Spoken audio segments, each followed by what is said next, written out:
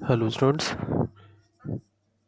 चलिए हमारी ये नेक्स्ट वीडियो में जो आज का टॉपिक है आपका डिजिटल प्रेजेंटेशन।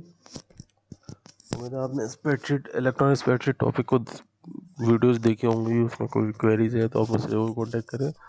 आज हम नेक्स्ट टॉपिक स्टार्ट कर रहे हैं। इस टॉपिक का नाम है डिजिटल प्रेजेंटेशन यूनिट 4।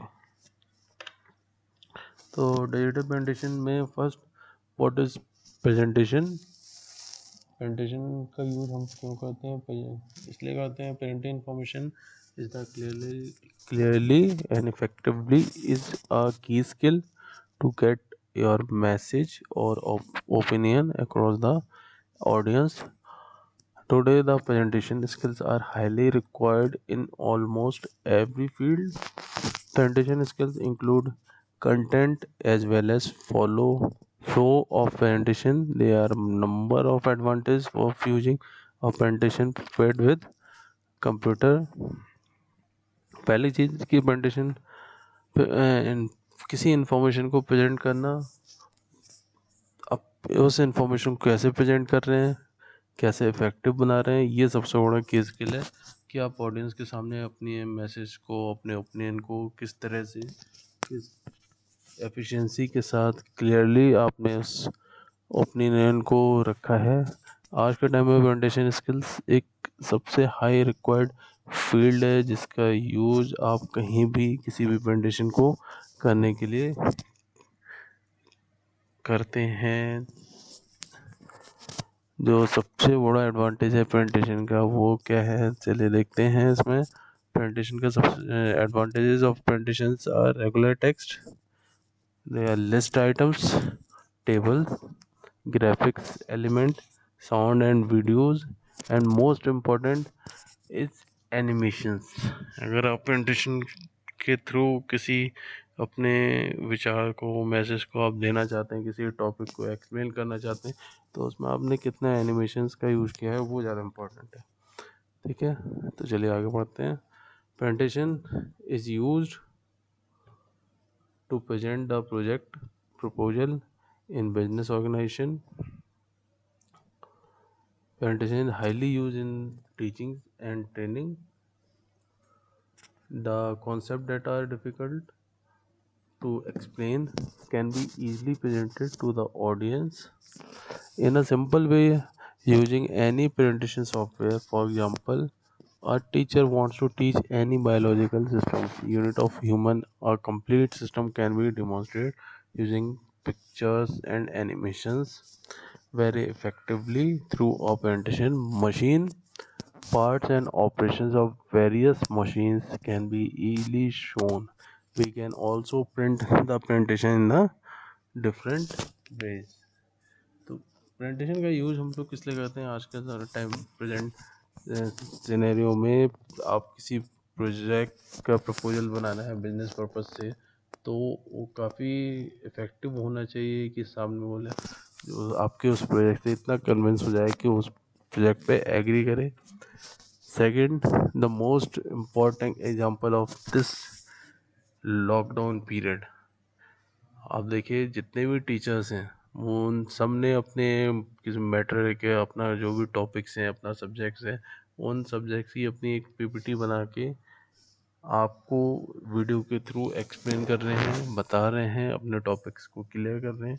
उन टॉपिक्स में भी एक सिंपल वे में अपना जो थ्योरी है उस थ्योरी को एक्सप्लेन करना, डेमोन्स्ट्रेशन के साथ एक्सप्लेन करना, किसी पिक्चर्स के साथ या एनिमेशंस के साथ एक्सप्लेन करने के जो टेक्निक है, that is called a presentation. मैंने एक एग्जाम्पल लिया भी है। देखिए इसमें अगर किसी टीचर चाहता है कि उसको बायोलॉजिकल सिस्टम यूनिट को, कंप्लीट सिस्टम को डेमोन्स्ट्रेट करना है किसके through, using pictures and animations, तो वो बहुत आसानी से कर सकता है। मशीन इस पार्ट को करने के लिए काफ़ी ऑपरेशंस प्रोवाइड करती है जो कि आप पिक्चर्स की हेल्प से और दूसरे प्रेजेंटेशन टेक्निक्स की हेल्प से कर सकते हैं।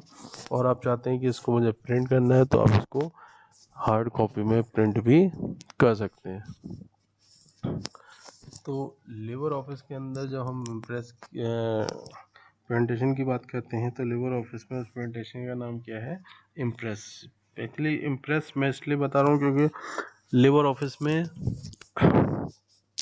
डिफरेंट नेम है जो बेसिकली आप इजीली आइडेंटिफाई कर सकते हैं कि ये जो सॉफ्टवेयर है, ये जो एप्लीकेशंस है, ये किस पर्पज़ से यूज होती हैं। जैसे मैंने आपको लास्ट बताया था, Libre office writer. Writer is use for digital documentation. फिर उसके बाद नेक्स्ट टॉपिक कराया था Libre office Calc. Calc is use for spreadsheet, electronic spreadsheet. And ये जो टॉपिक आपको करा रहा हूँ प्रेजेंटेशन, डिजिटल प्रेजेंटेशन में किस नाम से आप आइडेंटिफाई कर सकते हैं? That is impress, Libre office impress. ठीक है स्टूडेंट्स, तो आगे बढ़ते हैं। तो इम्प्रेस क्या है? ये सबसे इम्पोर्टेंट कंपोनेंट है लिबर ऑफिस सूट का, जो कि आपको डॉक्यूमेंटेशन को फाउंडेशन के लिए हेल्प करता है। ये it is free, open source and widely use for large community to create presentation.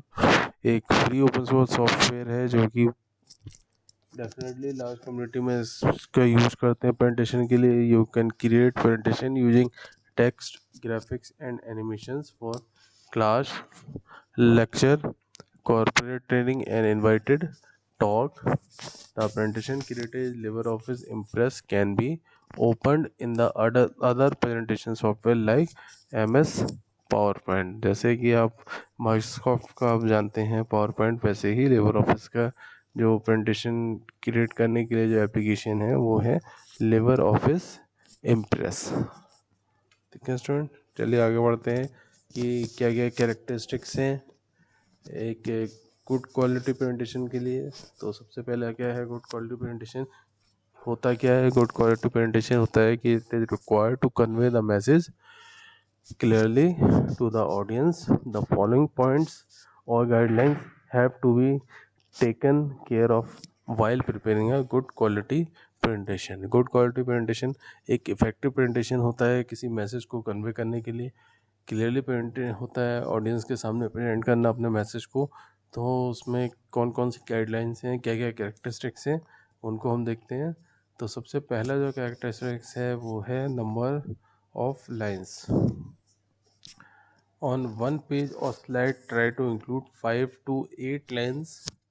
Adding more number of lines or a paragraph may take more time to read as the font size may become too small. वो important है कि आप जो number of lines का use करें किसी slides के ऊपर, वो बेसिकली ज़्यादा से ज़्यादा 5 to 8 लाइंस का करें। क्यों? क्योंकि हम जितनी ज़्यादा लाइंस अगर स्लाइड के अंदर ऐड करेंगे, जितने पैराग्राफ्स आप एक स्लाइड के अंदर क्रिएट करेंगे, उसमें क्या होगा कि वो सब पूरा टेक्स्ट स्लाइड के ऊपर आ तो जाएगा, लेकिन उसका जो साइज़ है, फॉन्ट साइज़, वो काफ़ी छोटा हो जाएगा, जिससे कि ऑडियंस को वो मैसेज पढ़ने में प्रॉब्लम होगी। हाई फॉन्ट साइज़ इतना होना चाहिए कि जो ऑडियंस है वो ईज़िली उस फॉन्ट को, टेक्स्ट को, आपके मैसेज को आराम से पढ़ सके। ठीक है, तो चलिए नेक्स्ट है हमारा characters font size. Font size at least while the preparing the presentation you need to take care of the room size, distance between the screen and the audience. Accordingly the font size of the text its presentation may be decided. It will be appropriate to keep the font size at 32 points or more so that audience can easily read the contents. जैसे सबसे important topic है कि font size आपका कितना होगा और कैसे depend करते हैं कि आपको कितना साइज़ होना चाहिए। अकॉर्डिंगली अगर डिस्टेंस की बात करते हैं तो डिस्टेंस अप्रॉक्स इतनी होनी चाहिए आपकी प्रेजेंटेशन के अंदर कि एक स्क्रीन और ऑडियंस के बीच में कि ऑडियंस को ईज़िली आपका जो भी प्रेजेंटेशन है उसका फॉन्ट साइज़, टेक्स्ट का फॉन्ट साइज़ ईज़िली दिखाई दे सके, जिसको कंटेंट है वो इजीली उसे रीड कर सकता है। हमारे हिसाब से तो अप्रॉक्स जो फॉन्ट साइज होता है वो 32 पॉइंट्स हो सकते हैं या उससे ज़्यादा भी। ठीक है। नेक्स्ट वन है correct use of grammar and language. किसी सेंटेंस के अंदर सबसे इम्पोर्टेंट चीज़ होती है ग्रामेटिकल मिस्टेक्स ना हो, स्पेलिंग मिस्टेक्स नहीं होनी चाहिए, लैंग्वेज में कहीं प्रॉब्लम नहीं होनी चाहिए। तो ये भी एक इम्पोर्टेंट कैरेक्टरिस्टिक्स है to good quality of presentation का। The grammar and language should be correct in your presentation, because if you make a mistake that will replicate to the number of person in the audience. So you must present the content error free in terms of grammar and spelling language by reading the slides carefully. Next characteristics है inserting images, drawings, tables और graphs। की presentation के अंदर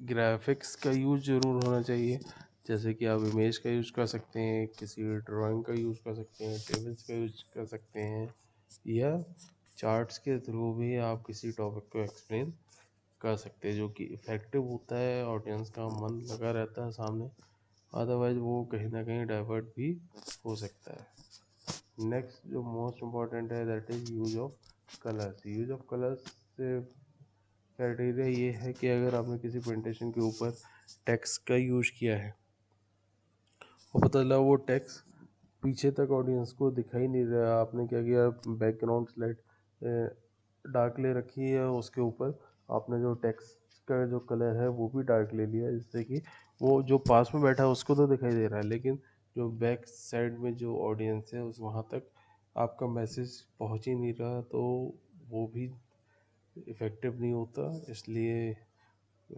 combination of colors is good for slides, तो उसका भी use कर सकते हैं। वैसे इसका ज़रूर ध्यान रखना चाहिए कि आप कैसे टेक्स्ट कलर और बैकग्राउंड कलर का यूज करते हैं, कॉम्बिनेशंस कैसा है ये इम्पोर्टेंट है। कॉन्ट्रास्ट तो नहीं है ज़्यादा बैकग्राउंड कलर्स का यूज़ तो नहीं कर रखा, ठीक है। चलिए नेक्स्ट है हमारा animation and videos. Animation and videos का use don't include more than one animation और वीडियो इन वन स्लाइड। एक स्लाइड में एक से ज़्यादा एनिमेशन और वीडियोस का यूज़ नहीं करना चाहिए। Including more than one will overlap the sounds and may cause confusion to the audience. इसलिए कि अगर आपने एक स्लाइड के अंदर एक से ज़्यादा वीडियो अप्लाई कर रखी है एनिमेशन से, तो वो क्या करता है ओवरलैपिंग शुरू कर देता है साउंड्स की। तो ओवरलैपिंग होने की वजह से क्या होता है कि आपका जो साउंड है वो ऑडियंस तक पहुंचता तो है, लेकिन वो ऑडियंस उस ओवरलैपिंग से कंफ्यूज हो जाता है कि किस वीडियो की साउंड प्ले हो रही है, वो खुद अटेंशन नहीं कर पाता। नेक्स्ट वन है pay attention to the target group. आपका जो अटेंशन होना चाहिए, जो भी आप मैसेज कन्वे कर रहे हो प्रेजेंटेशन के थ्रू, मेन फोकस आपका टारगेट पे हो। तो उसके लिए आपको क्या करना है, while creating the presentation give attention to meet the requirements of the target audience, focus on the contents should be to the point. Next, sequence of the topics in such a way with it mistake makes a flow to attract the attention of the audience from the objectives। तो जो topics आपने ले रखा है उसका sequence correct हो, उसमें content जो आपने दे रखे हैं वो सिर्फ टू द पॉइंट आपने कंटेंट्स दे रखे हैं, इस चीज़ का ज़्यादा ध्यान रखना चाहिए। चलिए आगे देखते हैं। Next practice for your topic. First है list the advantage of impress with multimedia projector for presentation purpose. Next है list the possible multimedia content that are include while creating a presentation. Third is list the important points to be considered while making the attractive presentation. Next है आपका prepare the story board of presentation that you wish to create. ठीक है students, तो आपकी practice के लिए, आपके homework के लिए ये टॉपिक आपको दिया गया है। उम्मीद है ये वीडियो आपको पसंद आई होगी। एनी क्वेरी तो please contact on my given numbers. Thank you.